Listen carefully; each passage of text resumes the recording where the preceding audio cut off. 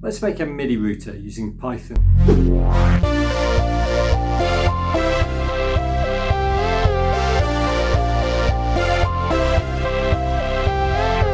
The MIDI router can take incoming MIDI messages and transform them into other messages. So that means that you can create some unique functionality with your keyboard that you won't be able to do otherwise. If you're more of a musician than a programmer, don't worry, I'll keep the Python coding simple and I'll explain things as we go along. But let's first have a look at my keyboard rig so I can show you how I'm using Python, and we can have a look at some of the functionality that we're going to code in later. So this is my keyboard rig here. I'm going to refrain from talking too much about the gear because I made the video too long, but in a nutshell, I've got two keyboards. I've got a Kawai MP7 SE, and this is what I'll play most of the instruments on. I've got an Arturia Minilab Mark II, and this is mainly used for controlling the different parameters of the sounds using those rotary knobs there. Now both these keyboards are connected to this laptop, so the Arturia is connected directly via this USB cable here. The Kawai is actually connected to an audio interface, so I'm sending a MIDI out from this keyboard over to the Behringer here. This is a Behringer UMC 404HD, and that's actually connected directly to the laptop via this cable here. So both keyboards are sending MIDI messages to the laptop, and in fact all the sounds are being generated by the laptop, not the keyboard. And in fact, the Arturia here doesn't have any sounds, it's just a MIDI keyboard, but the Kawai does, and it has some really nice sounds. But in this setup, I'm not using them. All the sounds are generated via VST instruments on the laptop here, and they're running through Ableton Live. I am also using some of the built-in effects like the reverb and the filters and things within Ableton. Okay, so over in Ableton here, you can see that I've set up what's called an instrument rack.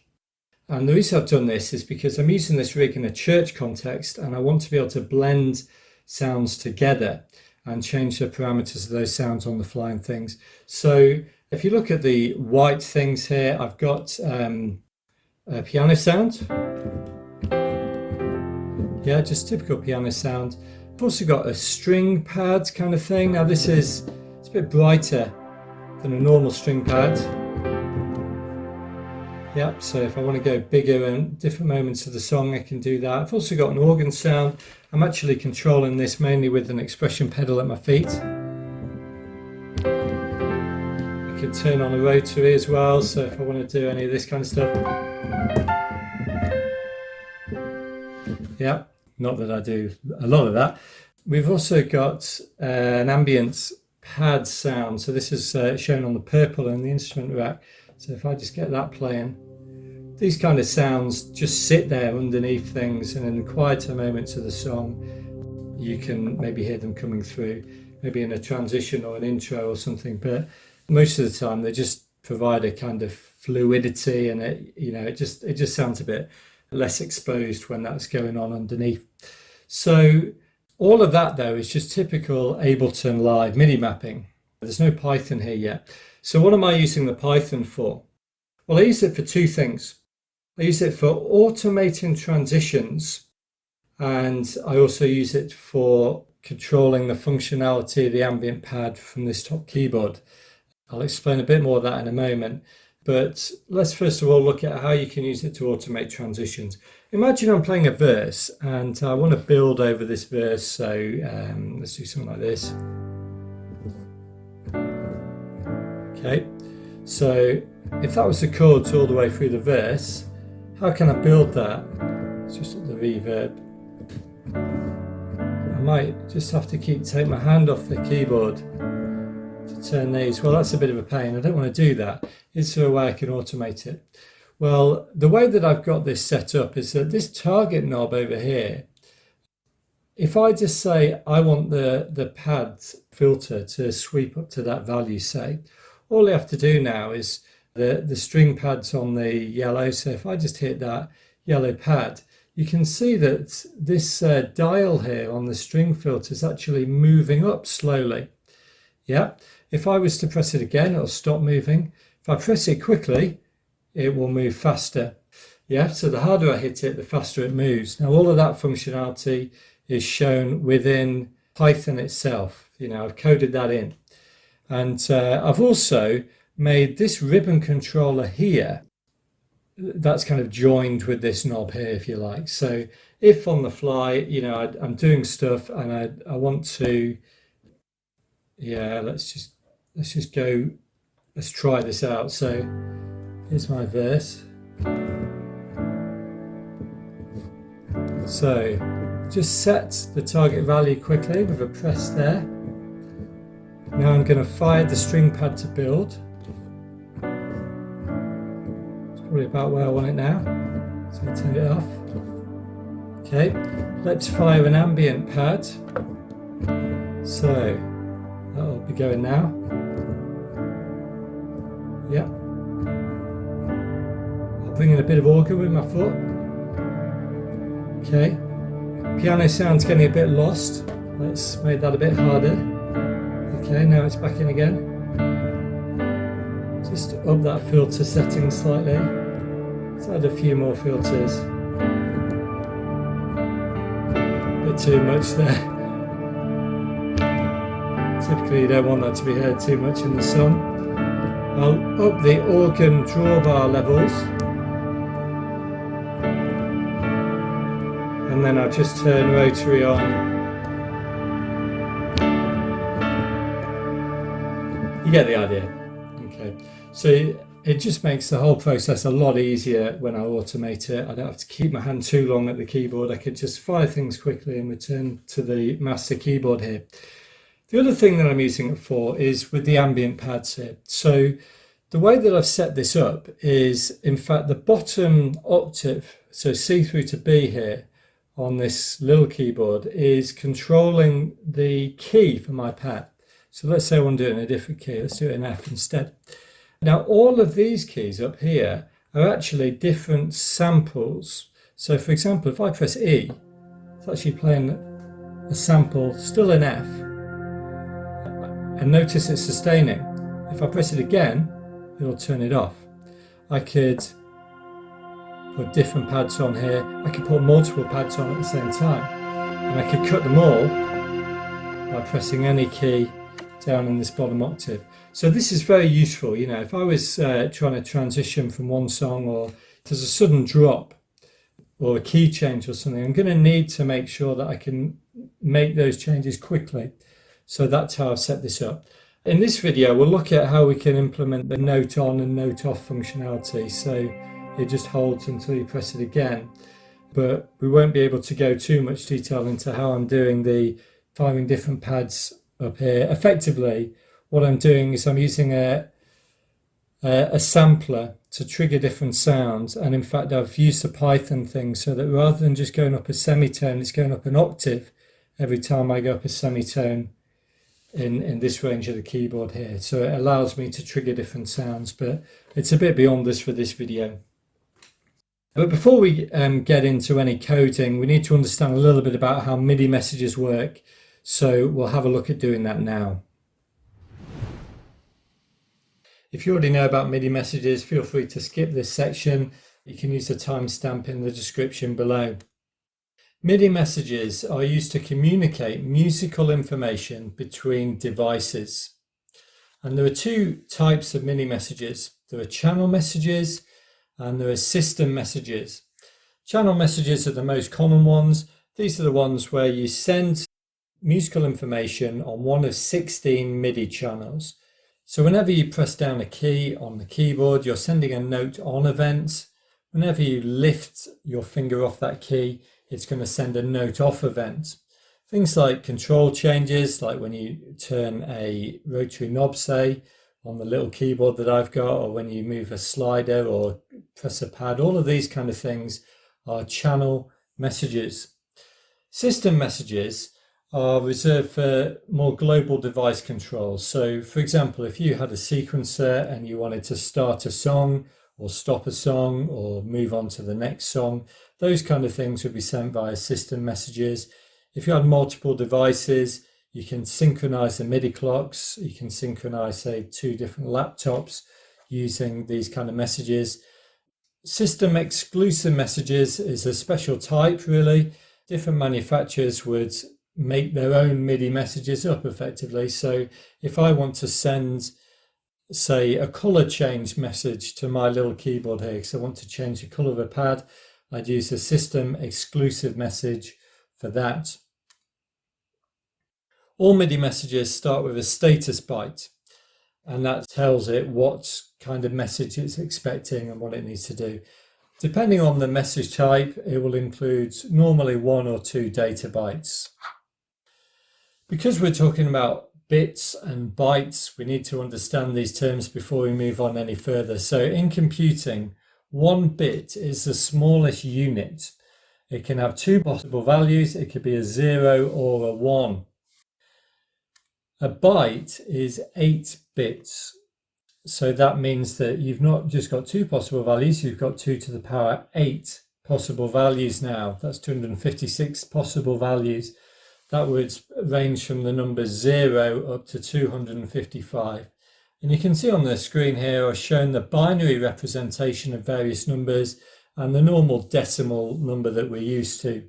So our normal number format is base 10, meaning that you go from 0 up to 9 and then you add another digit if you want a bigger number. Well, with binary, you're base 2. So you go 0 up to 1 and then you add another digit.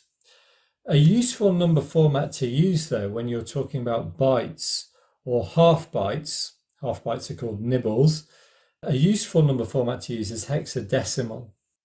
This is a base 16 system, so we range from 0, 1, 2, 3, 4, 5, 6, 7, 8, 9, A, B, C, D, E, F, and then we move on to the next digit after F.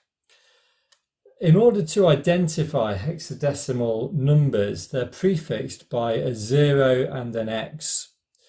Okay, so that would help us, for example, to distinguish between our decimal number 10 or hexadecimal number 16.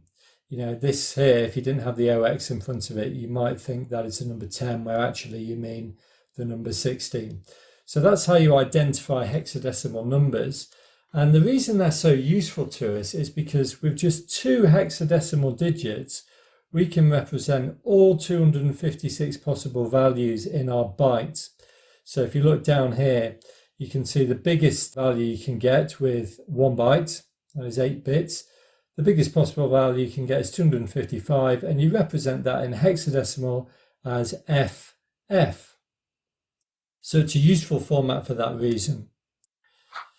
Let's have a closer look at an example now of a channel MIDI message. We're going to send a note on message on channel 1, and we're going to play a middle C.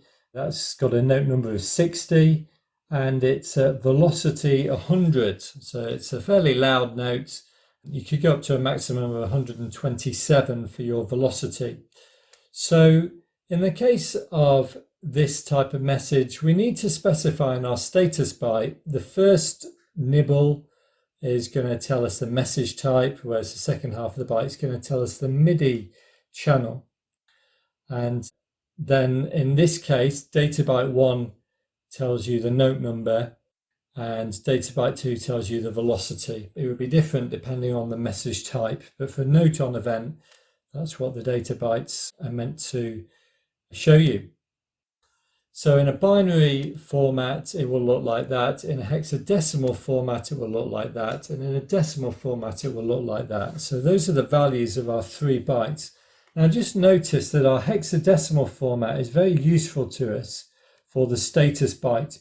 Can you see here that we have the first half, the 9, in blue there, that's the message type. And the MIDI channel, because we're sending it on the first MIDI channel, it says 0. Okay, so the first MIDI channel is 0, the second MIDI channel is 1, and so on. So it can be very useful when you're talking with status bytes to use the hexadecimal format, just because it makes it very quick and easy to see what is the message type, what is the MIDI channel that you're on. For the other data bytes, I tend to prefer using just a regular decimal number for those. Now I've just shown on the screen here the format of a channel MIDI message. You can see again the status byte includes always the first half is the message type, second half is a MIDI channel, and you can see that for various message types you can see the status bytes. So for example, a note off event goes from hexadecimal digit 80 up to 8F depending on the MIDI channel, but all note offs are going to have, for their first hexadecimal digit, it's going to be 8. Note on events, it's going to be 9, and so on. You can see that depending on the message type, the data bytes mean different things. And indeed, program changes and channel pressure messages, they don't in fact have a second data byte at all. They only have one data byte associated with them. Right, we're getting closer to coding now. I'm assuming that you've already got Python installed on your machine, but if you don't, you need to go and install Python. It's free to download, so just head over to the Python website and download the latest stable release. We're also going to need to get this Python library. It's called python-rtmidi. This is what will enable us to send MIDI messages in Python. It doesn't come packaged with Python, so you have to download this separately. The easiest way to do that is to just use the Python package manager pip. So it makes it super easy to download Python libraries. All you do is open up command prompt in Windows or terminal in Mac, type in pip install python-rtmidi, and it's going to go online for you. It's going to find all the necessary files. It's going to download them onto your machine in the correct folder. So you'll need to do that. We're going to be using virtual MIDI ports within our Python program. If you're on a Mac, you'll already have virtual MIDI ports come as standard on your Mac through the IAC driver, so you won't need to do this. But if you're on Windows, you'll need to download some third-party software. And I recommend getting LoopBe 1. It's free and it works well. I'll be using VS Code as my text editor for when we're writing Python. It's excellent, it's free again. I'd encourage you to download this, and then your screen will look like my screen when we're doing the coding. I've also installed 3 extensions within VS Code. Again, it's all free. These will just help us with Python programming by suggesting, autocomplete kind of things when we're coding. So those are Pylance, Python, and Python Debugger. So I'd encourage you to download those as well. I'm assuming that you have some kind of DAW, so a digital audio workstation. I'm going to be using Ableton here. If you haven't got your own DAW, you could get a free trial of Ableton Live if you head over to their website. I think they give you a 30-day free trial, so maybe go and do that. Okay, one last thing to do before we get coding. I'm just going to set up an Ableton Live set, very simple one, just so that we've got some sounds playing and we can see that our code is working. So in Ableton here, I don't need these audio tracks, let's delete those. I'll just pull in a couple of plugins, so maybe I'll bring in a piano sound, drop that into the first MIDI channel here. Let's have a fairly bright piano. So just while that's loading up, let's get the Surge synth as well. We'll put that on the second MIDI channel. That's a free synth that you can download yourself if you like.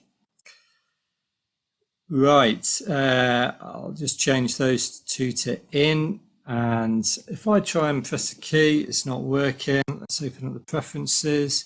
Right, so just for the time being, I'm going to set the Arturia as an input, and also the UMC, that is that's what the Kawai is currently going through. That's the audio interface. So hopefully now, there we go. And the Kawai is coming in on MIDI channel 1, and I believe the Arturia is on channel 3. Let's show this. There we go, and wonderful. So we've got a simple setup there. This synth is quite in your face, isn't it? Let's just change that a moment. So let's add an auto filter to that. So if we go over to audio effects, let's put in EQ and filters. Let's go for auto filter. I'll just pull one of those in, put it after the synth here. And so now, if I just drag that along, you can hear that it just mellows it out a little bit. So that'll be a bit nicer. Now I'd like to map some controls here just so that we can experiment with things. So I'm going to press Control M, or it's the same as pressing this MIDI button up here. And why don't we map? First of all, that send here, let's do it on the synth. That send there, I'm going to map to this dial here on the Arturia. So I've just turned a dial there and it's automatically mapped it up. Let's map this one here to that. And I'm also going to map the frequency here. I'll map that to the third one here.